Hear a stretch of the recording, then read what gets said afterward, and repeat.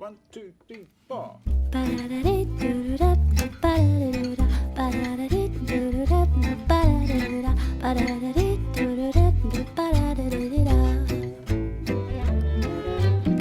Suis-moi, là où je sais où, suis-moi. Et si je suis pas, suis-moi, là où niche l'hibou. Suis-moi, on y est ou presque, suis-moi.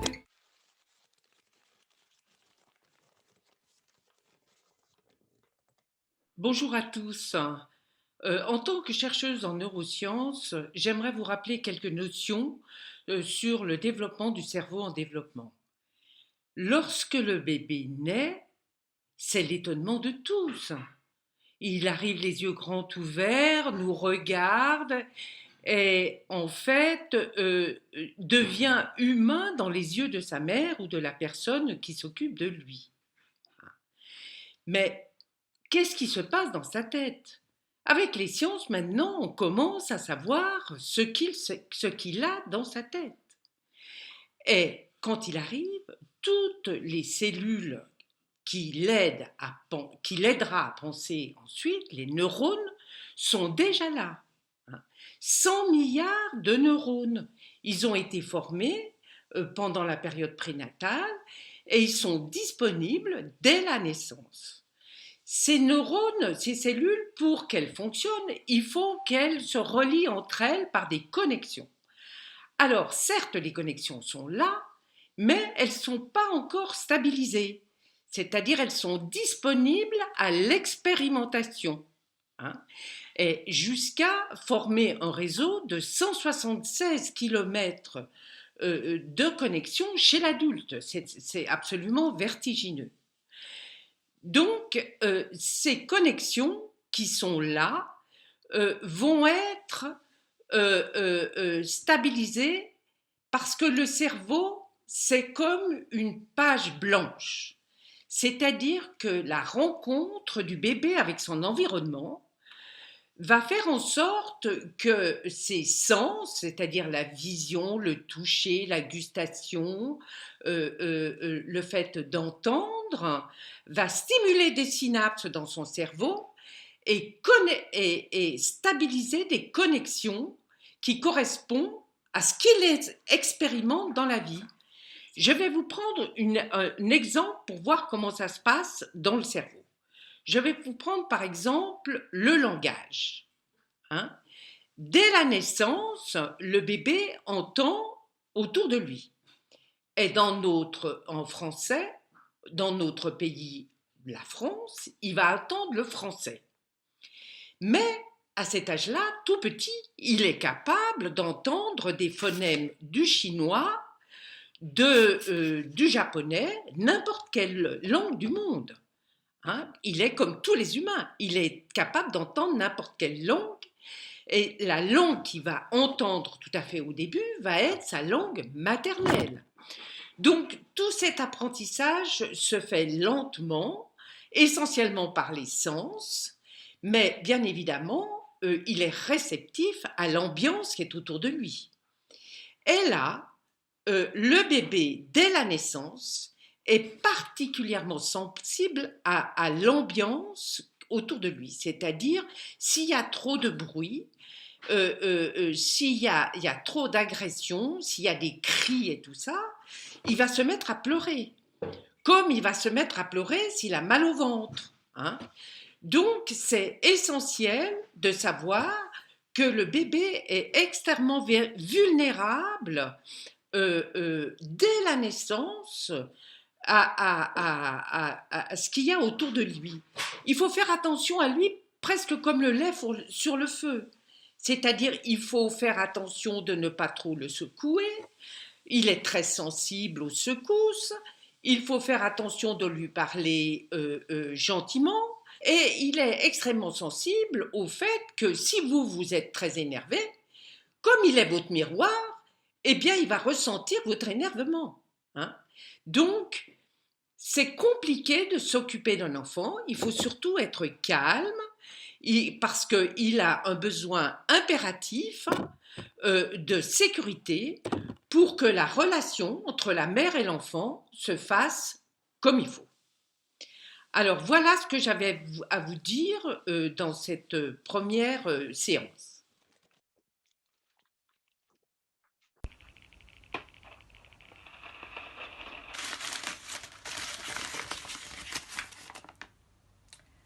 Architecture du cerveau. L'architecture du cerveau, l'architecture, l'art de concevoir et de construire des édifices ou des maisons. Cerveau, cet organe si complexe situé à l'intérieur de notre crâne qui gère l'activité du système nerveux comme respirer, manger, dormir, raisonner, tomber amoureux ou encore se disputer avec quelqu'un. Alors vous me direz, quel rapport entre l'art de construire des édifices ou des maisons et notre cerveau ? Depuis la période prénatale, le cerveau est en plein développement, en particulier durant nos premières années de vie.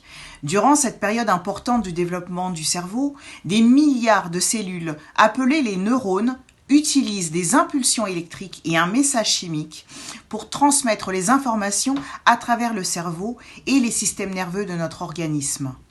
Ce sont les connexions neuronales qui forment des circuits de neurones, les fondations de l'architecture du cerveau. Les circuits simples constituent les fondations pour créer des circuits plus complexes ultérieurement. De même, pour construire une maison, ce qui vient en premier, ce sont les fondations de la maison qui sont essentielles pour tout ce qui est à construire ultérieurement. Comment puis-je participer à bâtir ces fondations ? Lors d'un nouvel apprentissage ou d'une nouvelle expérience, le cerveau établit une série de connexions neuronales.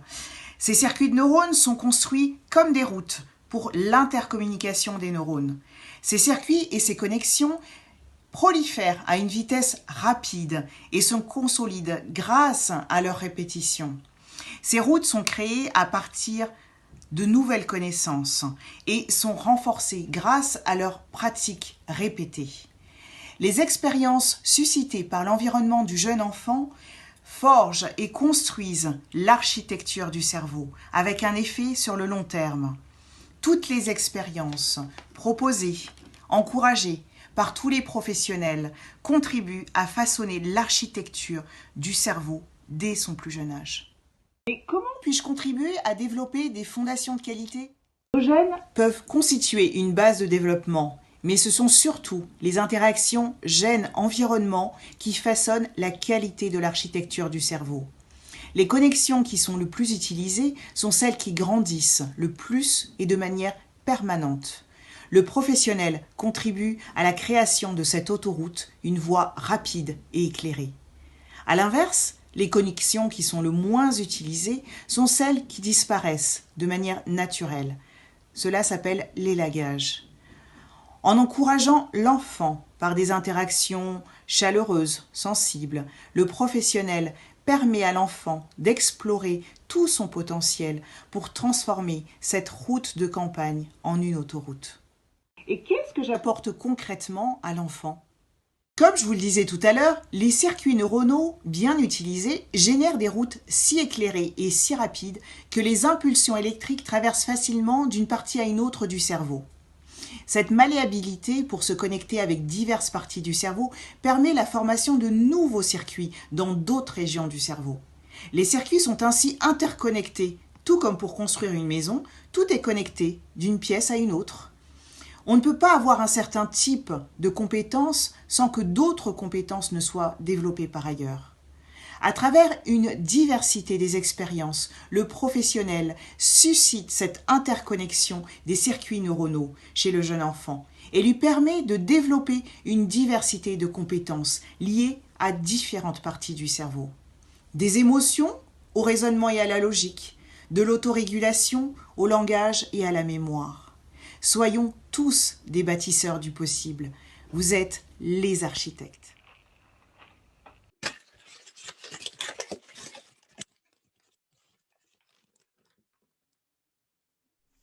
Bonjour. Vous êtes-vous déjà demandé comment fonctionne le cerveau de nos enfants ?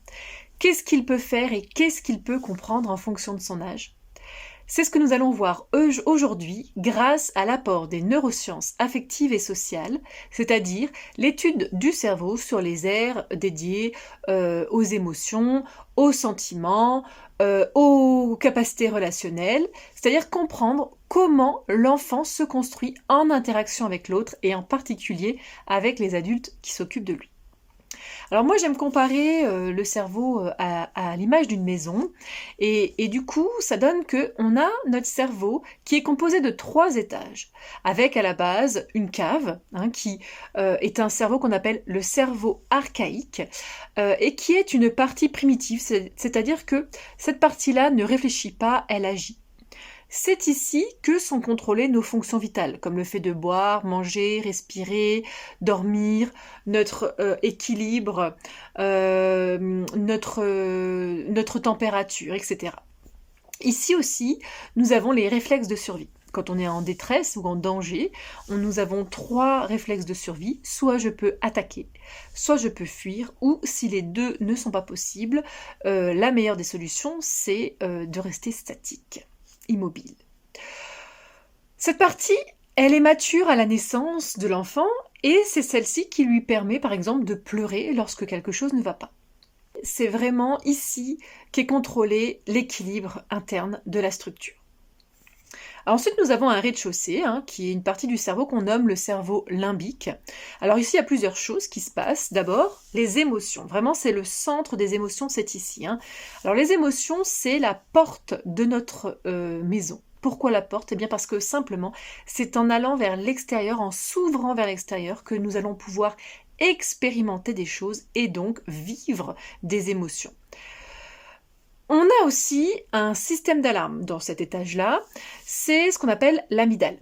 Alors, cette amygdale va se mettre en route dès que je vais être en détresse ou en stress, ou même en danger. Alors, cette partie-là, elle est aussi mature à la naissance de l'enfant. Alors, pas entièrement, mais bon, ça va venir. En tout cas, elle est fonctionnelle et elle peut communiquer avec la cave ou le cerveau archaïque grâce à ce qu'on nomme des connexions synaptiques, c'est-à-dire l'escalier de la maison. Alors, quand mon alarme va se mettre en route, eh bien, parce que je vis de la détresse, eh bien, elle va envoyer un message à la cave qui va pouvoir déclencher un réflexe de survie et donc envoyer un message au corps pour qu'il se mette en alerte. Donc c'est assez simple finalement, c'est action-réaction. Dans cette partie du cerveau limbique, on retrouve aussi notre mémoire corporelle. C'est la boîte noire de notre cerveau et ça pourrait être le coffre-fort de notre maison.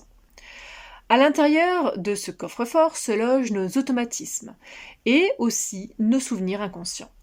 Par exemple, la manière dont j'ai été portée bébé, dont on m'a parlé, la manière dont on m'a regardé, la façon dont on m'a répondu aussi quand je pleurais. Tout ça, c'est logé ici.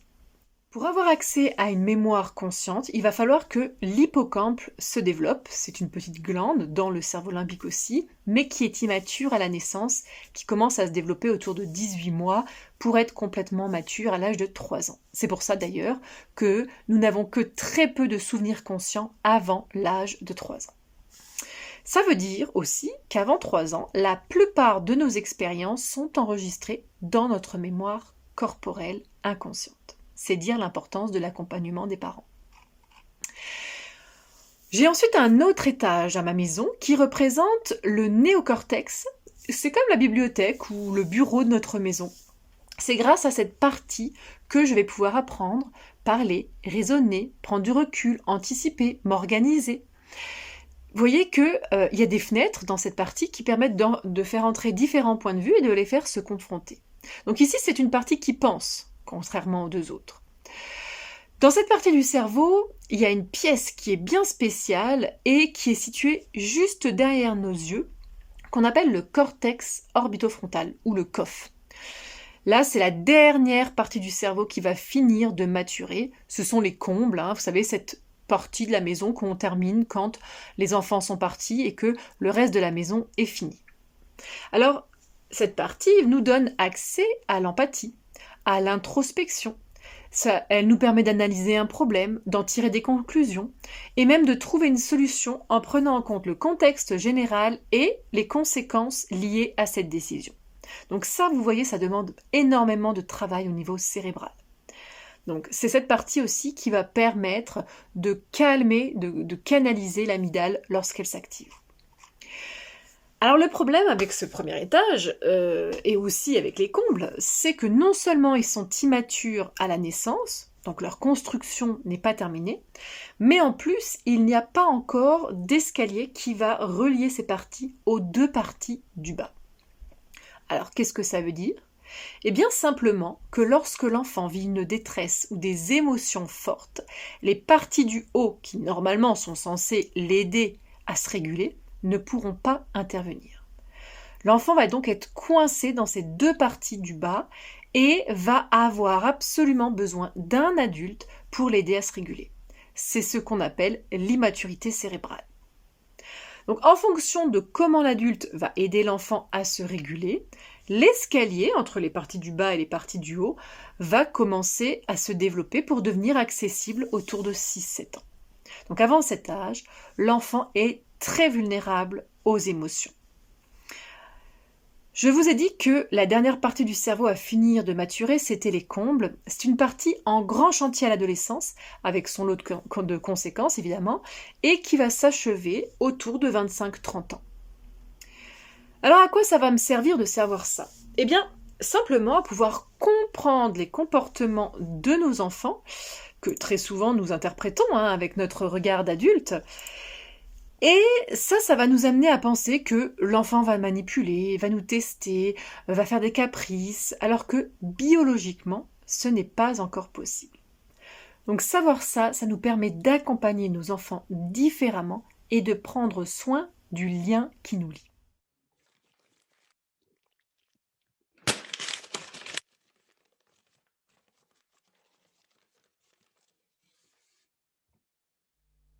À partir de quel âge les enfants sont-ils capables de maîtriser leurs émotions? Alors, vous les maîtrisez toujours, vos émotions? Non, bien sûr. Personne ne maîtrise 100% du temps toutes ses émotions. Mais c'est vrai que c'est dès l'enfance que nous avons à apprendre à réguler nos états émotionnels. Avant l'âge de 3 ans, l'enfant a vraiment besoin de nous, de l'adulte, du cerveau de l'adulte. J'aime bien la représentation du cerveau dans la main. Et donc, le cerveau dans la main, c'est de Dan Siegel, un Américain. Et donc, il dit, voilà, notre cerveau, c'est comme ça, dans ce sens-là. Et donc, il y a ici le tronc cérébral, c'est le poignet. Tout ce pouce, ça va être la zone limbique. Et donc, cette partie du cerveau qui réagit fort aux émotions et à la mémoire. Et l'ongle, ça va être l'amygdale, le circuit de stress. Donc tout cela est impliqué dans les émotions et surtout particulièrement dans les émotions qui nécessitent attaque, fuite, immobilisation, les émotions de colère, de peur, les émotions qui nous protègent.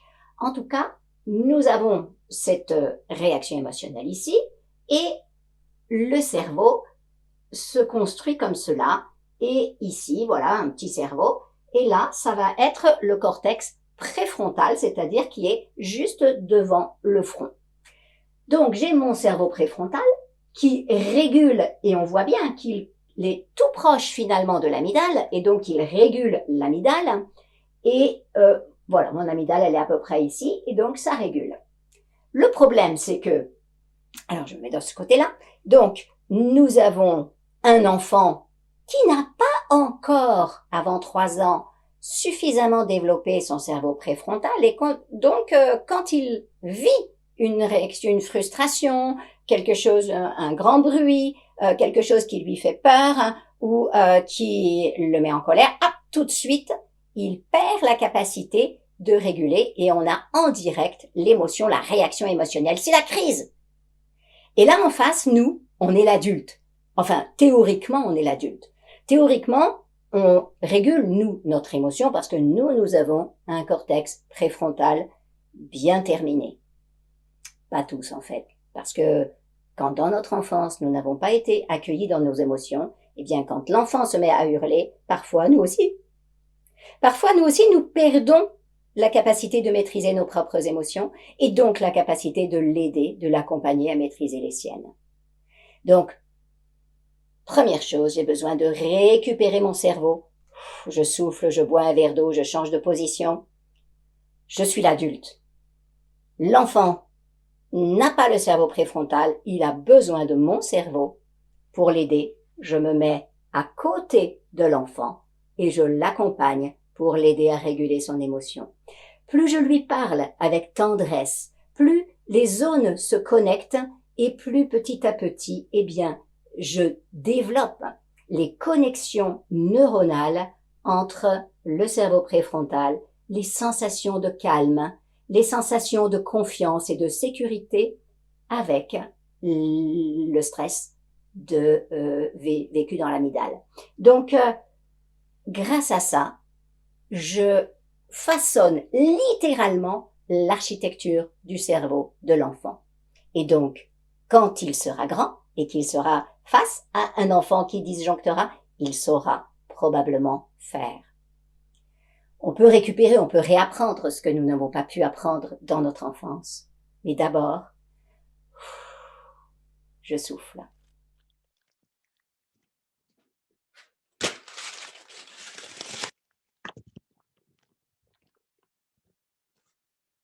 Aujourd'hui, je vais vous parler du développement langagier de l'enfant et de votre rôle, du rôle que vous avez à jouer, vous, en tant que professionnel, dans le bon développement langagier des enfants que vous accueillez.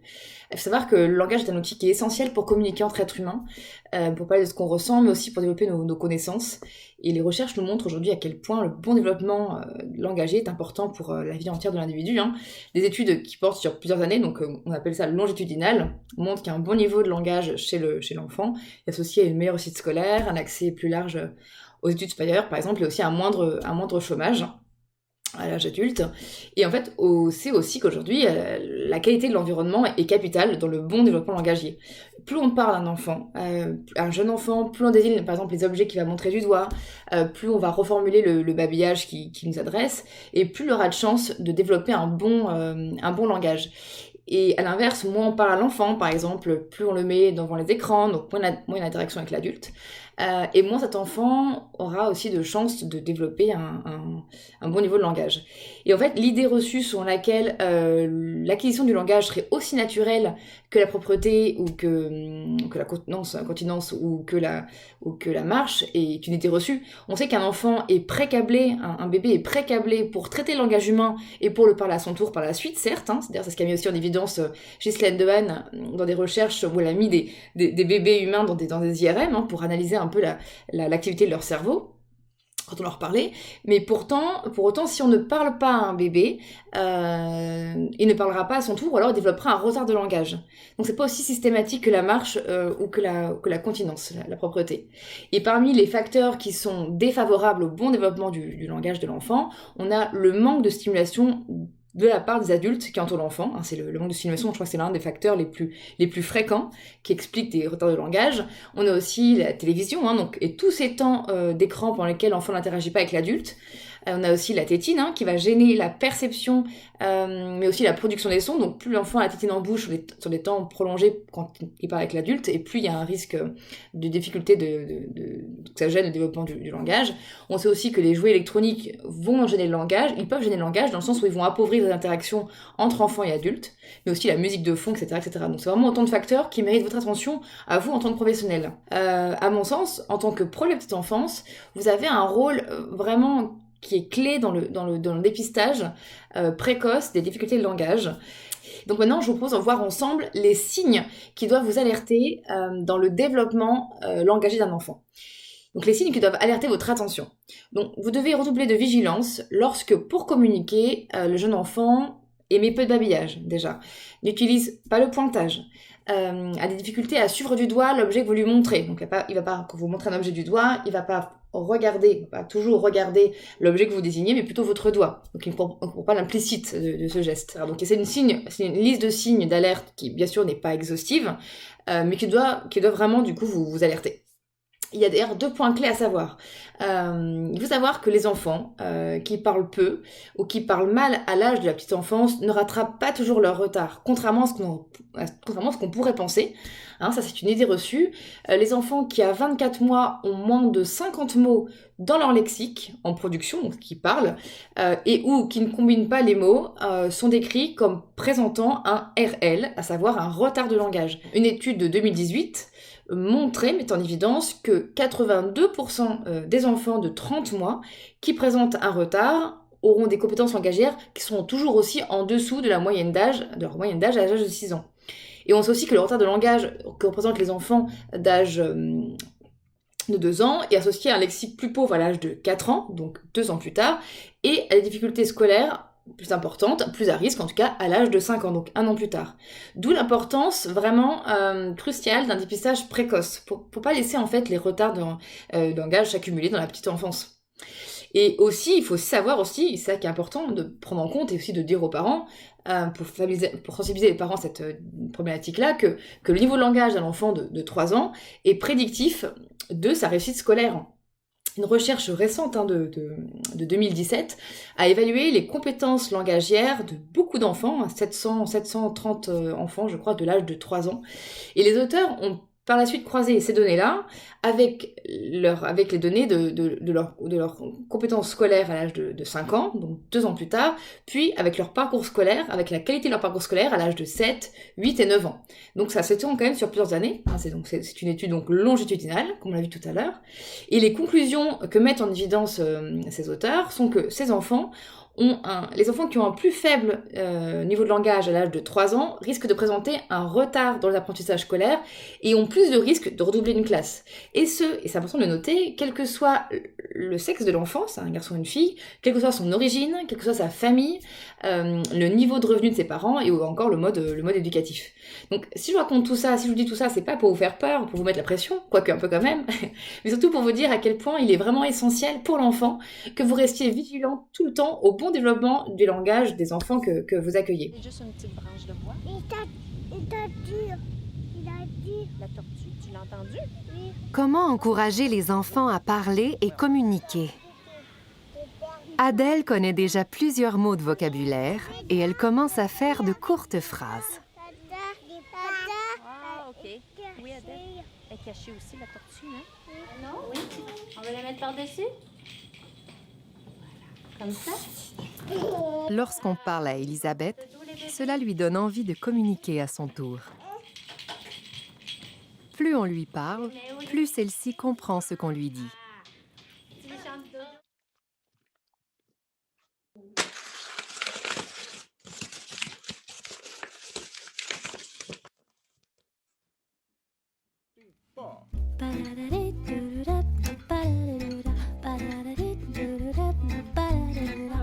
Pourquoi cet intérêt naturel du jeune enfant pour la nature? Déjà, dans la définition du terme intérêt, il y a le terme de correspondance. Et c'est vrai qu'il y a une correspondance entre l'enfant, le sujet, et l'objet, la nature. Et il y a vraiment une correspondance très profonde qui date depuis des milliers et des millions d'années, je dirais, parce que nous avons la même origine. Ce qui fait que quand un enfant est dans la nature, il se rencontre lui-même. Il rencontre quelque chose de vivant et il y a une similitude entre lui et son propre désir de vie. Et ça, c'est absolument vital pour sa santé. Voilà. Et toi, alors, avec toute ton expérience d'accueil dans ton institution d'enfants et ton désir qu'ils soient en contact avec la nature, est-ce que tu pourrais parler de tout ce que tu as vu par rapport au développement de l'enfant, par rapport à son désir de vivre? Alors, quelque chose qui me marque toujours, c'est cette concentration que l'enfant a lorsqu'il manipule la nature, les objets naturels de manière plus large. Pour un exemple assez frappant, hein, je trouve que l'enfant va jouer beaucoup plus longuement à faire sa soupe avec de la terre, des pétales de fleurs et tout autre, des copeaux de bois, tout autre élément naturel, qu'avec sa dinette en plastique à l'intérieur. Je pense que c'est lié au fait que le contenu de sa dinette est une matière vivante. Ça a des odeurs, voilà, sa feuille morte, elle va se froisser, quand il va ajouter de l'eau avec sa terre, ça va peut-être révéler une odeur. Les pétales vont peut-être, décolorer. Enfin, il se passe des choses, quoi. Ça ce qu'il est en train de fabriquer se transforme, le surprend, donc ça le maintient un petit peu dans son activité, donc dans sa concentration et ça c'est vraiment très, très important pour le jeune enfant que, ce qu'il manipule le nourrisse aussi. Et c'est vrai que, ben, la dinette en plastique, ben, c'est le plastique est une matière morte donc quoi qu'il en fasse, bah, sa banane en plastique, elle va pas se transformer. Qu'il la mette dans son assiette en plastique ou dans sa casserole, ben, la banane, elle va rester intacte. Oui, alors ce que tu viens de nous décrire est extrêmement riche et c'est là où on sent la pauvreté de tout ce matériel dit pédagogique qui est sûrement très intéressant dans un premier temps, mais qui est assez pauvre par rapport à tout ce que la manipulation d'objets naturels peut apporter. Et je pense à cette notion d'agencement, c'est-à-dire que l'enfant construit quelque chose et il découvre au fur et à mesure ce qu'il est en train de construire, il imagine, il va créer, il va passer de, par exemple, comme dans un objet pédagogique où il faut mettre une chose à un endroit bien précis. Au contraire, lui, il va s'ouvrir, il va inventer, il va dire, tiens, et si, et ça, c'est l'ouverture de l'imaginaire, c'est l'ouverture de quelque chose qu'on va découvrir au fur et à mesure qu'on est en train de le faire, et c'est très important dans la vie par rapport à une espèce de risque jouissif que l'enfant prend quand il est en train d'inventer quelque chose. Mmh. Oui et puis au-delà de ça, il y a tous les apprentissages un petit peu que j'appelle fortuits.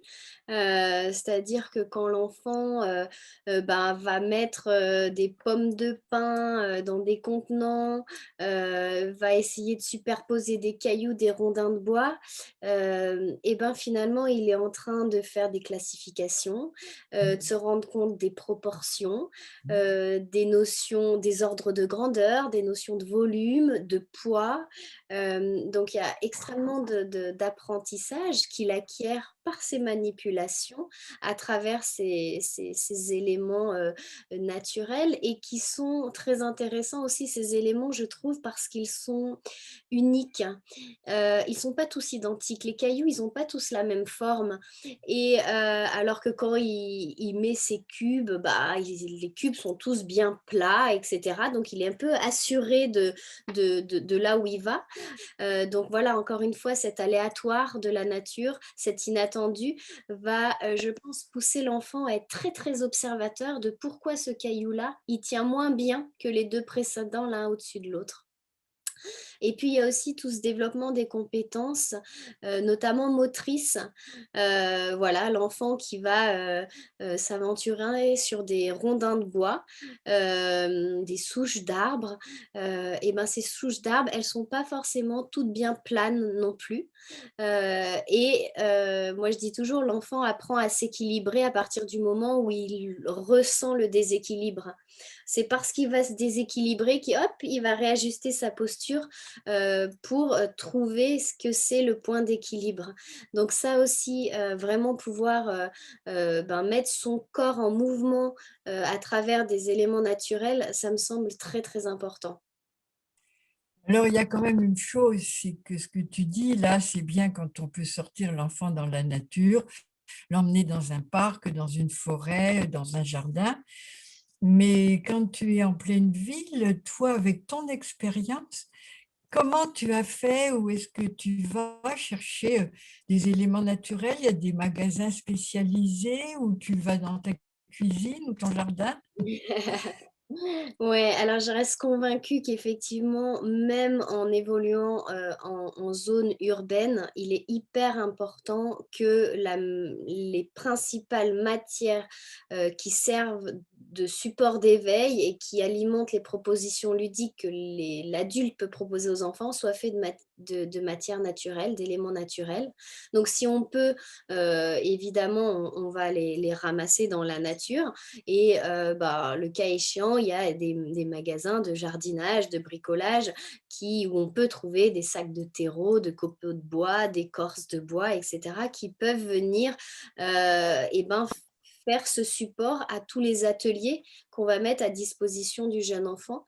Et là, ce qui est important pour moi, c'est qu'on autorise aussi à l'enfant de mixer ben, ces jeux et que oui, dans ces petits tracteurs où d'habitude bah, ils transportent pas grand-chose parce qu'il n'y a pas grand-chose qu'on peut mettre dedans, et ben là on autorise qu'avec son petit tracteur à la crèche ou chez l'assistant maternel, et ben, il puisse transporter un petit peu de copeaux de bois et là il va voir qu'il peut peut-être tasser, en mettre plus ou alors que non, ça va déborder, etc.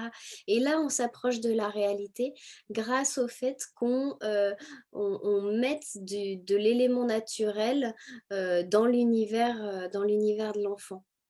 Et aussi une chose, c'est que en faisant en sorte qu'il y ait un maximum d'éléments naturels dans les ateliers, les activités qu'on propose à l'enfant, l'enfant, il va se rendre compte que toutes ces caractéristiques de l'objet naturel lui rappellent quelque chose. Le bâton de bois qui permet de gratter, de creuser.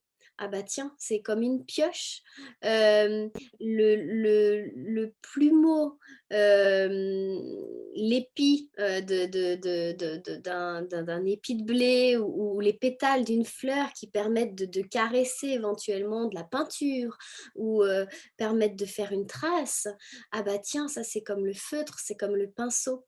Et finalement, progressivement, l'enfant prend conscience que bah, c'est la nature qui a inspiré l'objet et pas l'inverse. Oui, alors justement, j'avais là une chose importante à dire, c'est qu'on est en face de la manipulation de l'outil que les êtres humains ont peu à peu découvert. Alors, il y a évidemment très longtemps, mais là, l'enfant est en train de redécouvrir. Alors, on vous dit une chose, vraiment, autorisez-vous à vous rappeler de tous les bons souvenirs que vous avez eus quand vous étiez en contact avec un animal, un chat, un chien, ou dans la forêt, ou dans le jardin, ou aller à la pêche, parce que c'est ça qui va retransmettre, que vous allez retransmettre auprès des enfants. On a commencé avec le terme intérêt, et c'est votre propre intérêt que vous allez retransmettre. Et là, vous allez découvrir des choses absolument épatantes. N'est-ce pas, Méline? C'est ce que tu as découvert depuis des années que tu observes l'enfant dans ta crèche. Ouais, vraiment. Et vraiment reprendre du plaisir à combiner les observations avec l'enfant. Vraiment que quand on est à l'extérieur, c'est pas l'enfant qui explore et l'adulte qui surveille. C'est vraiment se reconnecter à nos propres plaisirs d'enfance, d'être au contact de cette nature et du coup, ben, d'observer main dans la main cette petite bête qui se cachait dessous une souche d'arbre et se réjouir de cette curiosité de l'enfant, parce que la curiosité de l'enfant, c'est quelque chose qui se cultive et c'est vraiment hyper important que l'enfant soit encouragé dans cette dynamique de l'observation et qu'on soit jamais blasé de ce détail de la nature qui peut être tellement émerveillante. Et voilà, c'est le terme sur lequel on va terminer, c'est l'émerveillement. Tous, adultes et enfants, qu'on partage. Allez, au revoir.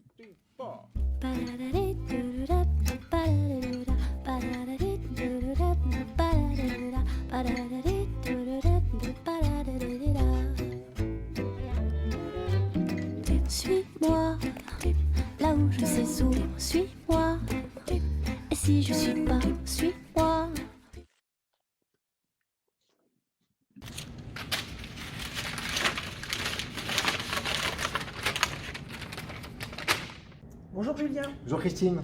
Julien, la formation des professionnels de la petite enfance est un vaste univers passionnant.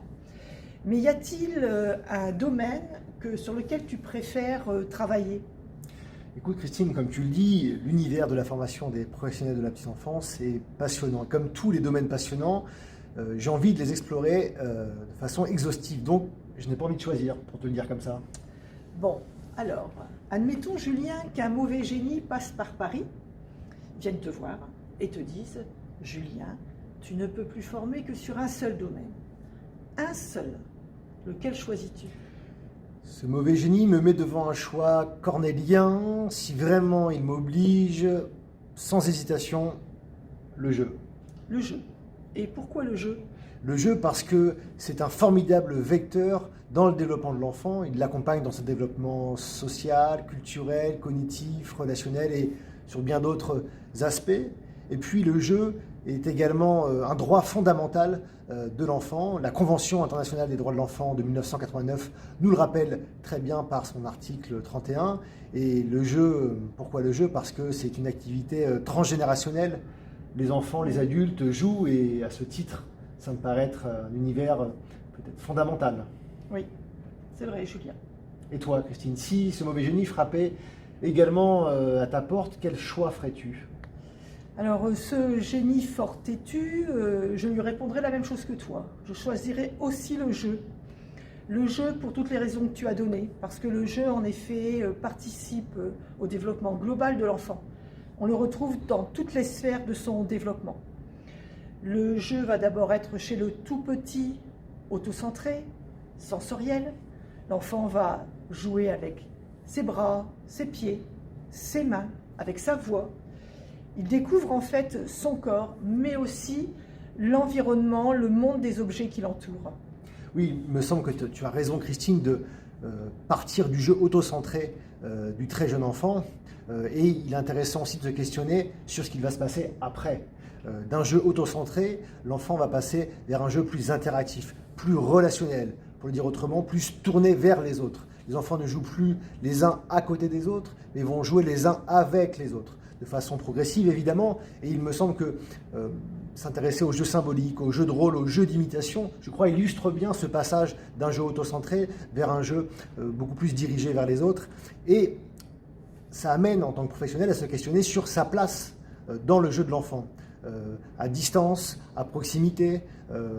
On peut repartir sur ce que tu évoquais, Christine, le jeu autocentré qui nécessite souvent une place assez proche, contenante, qui va accompagner l'enfant dans ses explorations sensorielles, dans les jeux d'exercice, à une place beaucoup plus peut-être à distance dans le jeu symbolique ou dans les jeux de rôle. Et cette distance, elle va permettre aussi aux enfants de développer leur autonomie, notamment l'autonomie relationnelle, à travers les premières amitiés, les premiers liens que les enfants vont créer entre eux. Mais pour qu'ils puissent mobiliser leurs propres ressources, il faut que l'adulte, quelque part, laisse la place, pour le dire comme ça.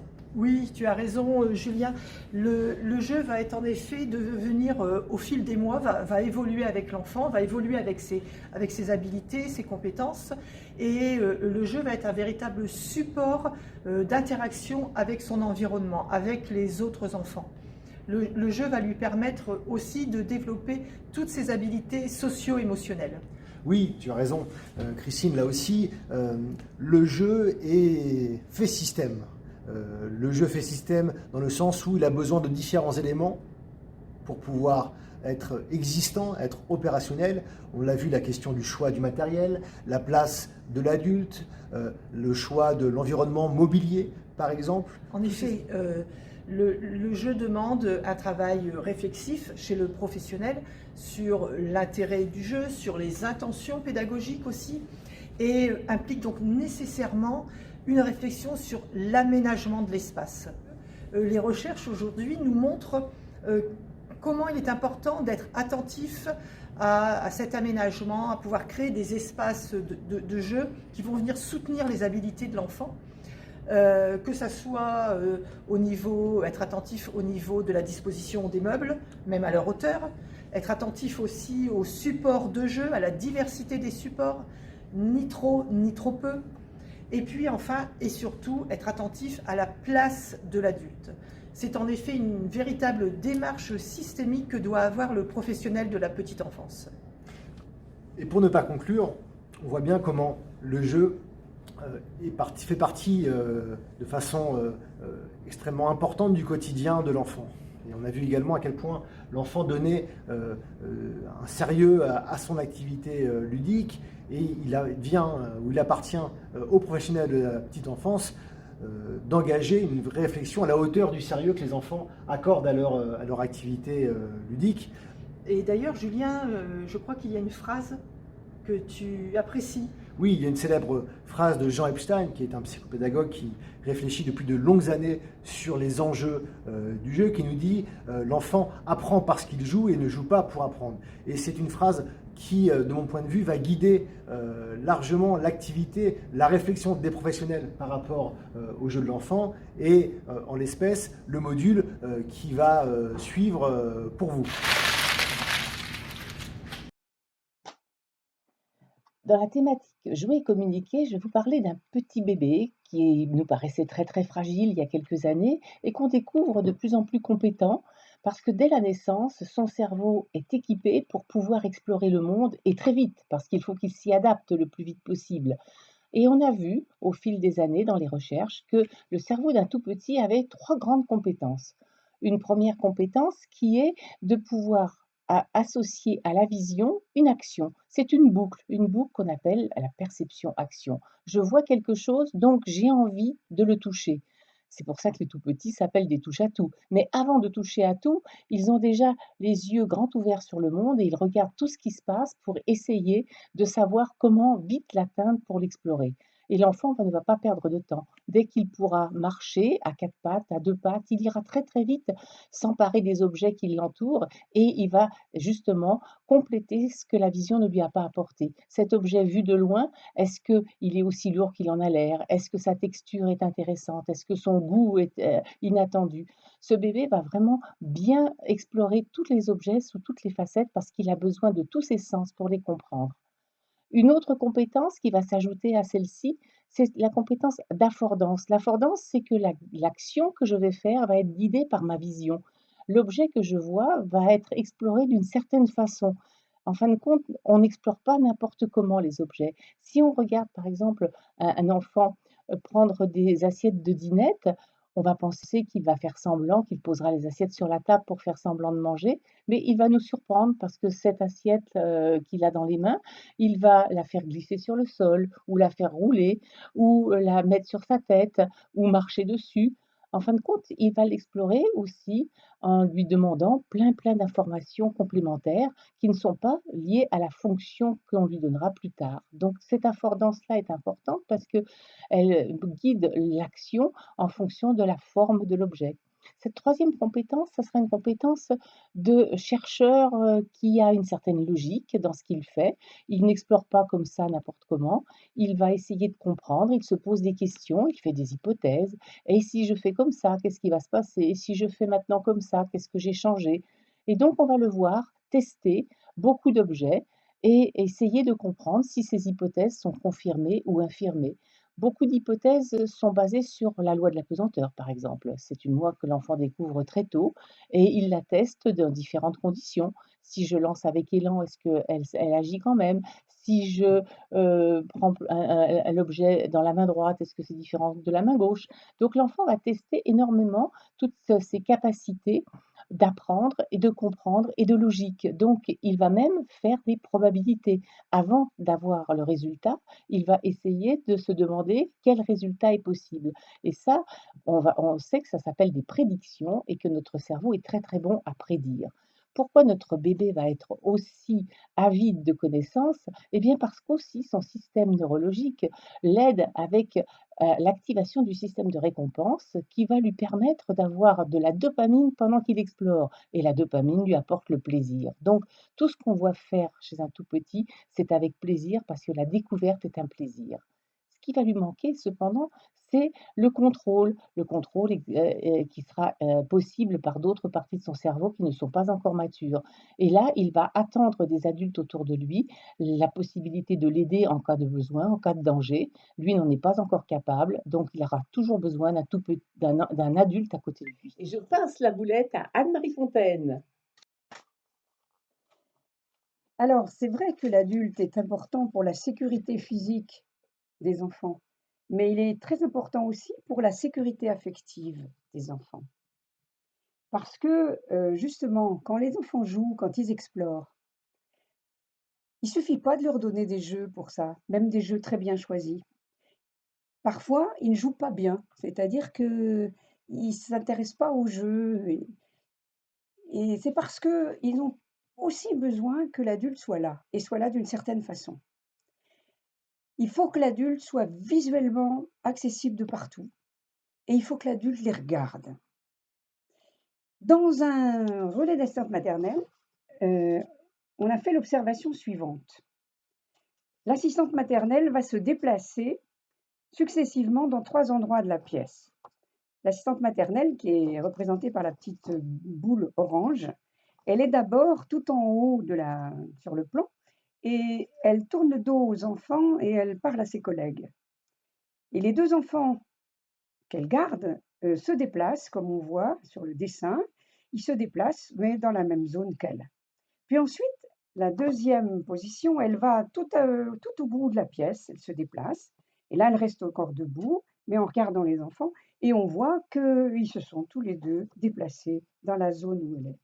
Et puis enfin, dans la troisième situation, elle va s'asseoir au milieu à peu près de la pièce, étant visible de partout, et on voit à ce moment-là que les enfants qu'elle garde vont profiter de tous les espaces de jeu. En commentant ce genre d'observation qu'on a beaucoup fait en crèche ou en RAM, je leur ai dit en fait, vous êtes comme des phares. Les phares en mer, c'est ce qui éclaire et ce qui sécurise une zone. Et quand vous êtes posé, assis, visuellement accessible de partout, vous êtes pour les enfants comme un phare qui éclaire les jouets. Et les jouets éclairés par votre présence et surtout par votre regard sont des jouets de toute façon très intéressants, qui vont permettre aux enfants de jouer autant de temps qu'ils veulent, tranquilles. Et le fait d'être assis, ça facilite le contact du regard entre les enfants et les adultes.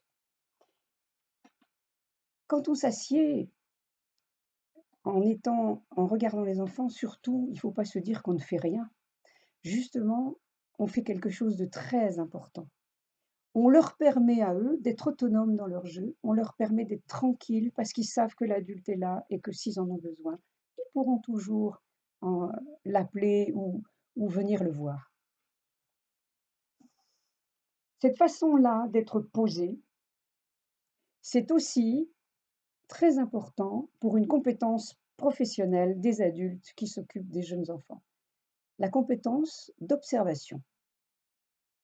Si on demande aux professionnels, est-ce que c'est important l'observation pour vous? Elles répondent tous, toutes. Ben oui, c'est fondamental. Et si on demande, vous observez quand? Elles disent, ben, tout le temps. Et vous observez quoi? Ben, un peu tout. Et vous observez comment? Alors là, elles trouvent la question un peu idiote, hein. Bah, je regarde. Et là, quelques voix s'élèvent qui disent un peu le contraire, qui disent ouais, moi je voudrais bien observer plus, mais on est trop dans l'action. Et moi, je n'ai pas assez le temps d'observer. Et dans cette contradiction, on a quelque chose qui se dit, qui est justement qu'on ne peut pas à la fois s'agiter, rentrer, sortir, ranger des choses et observer vraiment les enfants. Pour observer les enfants, il faut se poser. Et il faut se poser avec une attention particulière, qui est une attention zoom. Quand on regarde simplement les enfants, on a ce qu'on appelle une attention vigilance, hein. On va regarder si tout va bien, s'il faut intervenir, etc. La vigilance, elle est faite pour la réactivité. Moi, je la compare à un radar un peu. Tandis que quand on regarde un enfant en se disant qu'est-ce qu'il fait, pourquoi il fait ce qu'il fait, on fait comme si on avait une caméra dans notre cerveau et un zoom. Et on ne voit plus le reste, on voit que lui. Là, on est dans l'observation. Et là, on peut dire, ah, pourquoi il fait ça? Voilà. Donc, si on veut différencier l'observation de simplement regarder, il faut toujours se dire que observer, c'est toujours se poser, se focaliser et se poser des questions. J'observe qui? J'observe quoi? Quel comportement? et j'observe quand.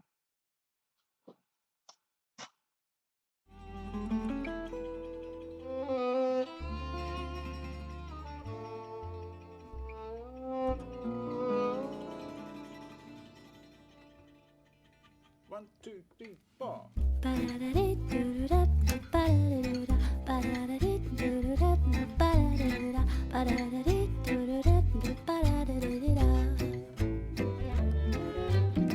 Suis-moi, là où je sais où, suis-moi. Et si je suis pas, suis-moi, là où le schlibou. Suis-moi, on y est ou presque, suis-moi, là où rien ne presse, suis-moi, et v'là que nous y voilà. On se pose, c'est si bon quand on se pose, plus de questions et qu'on ose ouvrir enfin les bras. Se perd, c'est si bon quand on se perd, sans ces espèces de repères qui nous repèrent même pas. Spam, c'est si bon quand on spam. Bonjour, nous revoilà pour cette deuxième pause respiration. Je vous propose, comme la dernière fois, de vous installer confortablement, de retrouver la même position que vous avez pu prendre, ou bien une autre, qui vous sera vraiment confortable. Vous pouvez être assis au sol, sur un coussin, sur un siège, comme vous voulez. L'important est que vous soyez vraiment à l'aise, qu'il n'y ait pas de tension dans votre corps. Vous pouvez faire un tour d'épaule pour les relâcher. Et puis avoir le dos droit. Comme je vous l'ai expliqué la dernière fois, vous sentir suspendu par le haut du crâne. Rentrez légèrement le menton et vous pouvez soit fermer les yeux, soit les garder mi-clos. Et nous allons commencer par inspirer et expirer.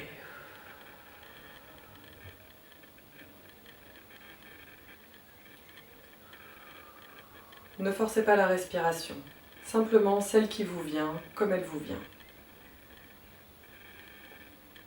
Reprenez contact avec les sensations qui sont présentes dans votre corps au moment de l'inspire, peut-être au niveau du ventre ou de la poitrine ou encore du nez. Si c'est difficile pour vous, vous pouvez poser la main sur le ventre pour être plus en lien avec ce qui se passe dans votre corps. Inspire et expire.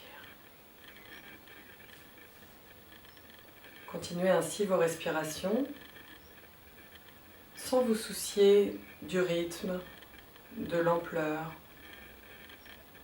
de la respiration. Si des pensées arrivent sur ce qui se passe maintenant, ou une projection dans le futur, ou encore ressasser un événement du passé, c'est tout à fait normal. Laissez-les passer au loin et reprenez contact avec votre respiration. Et dès que vous vous sentirez prêt ou prête, vous pouvez rouvrir les yeux et revenir ici et maintenant. Nous nous retrouvons à la fin du prochain module.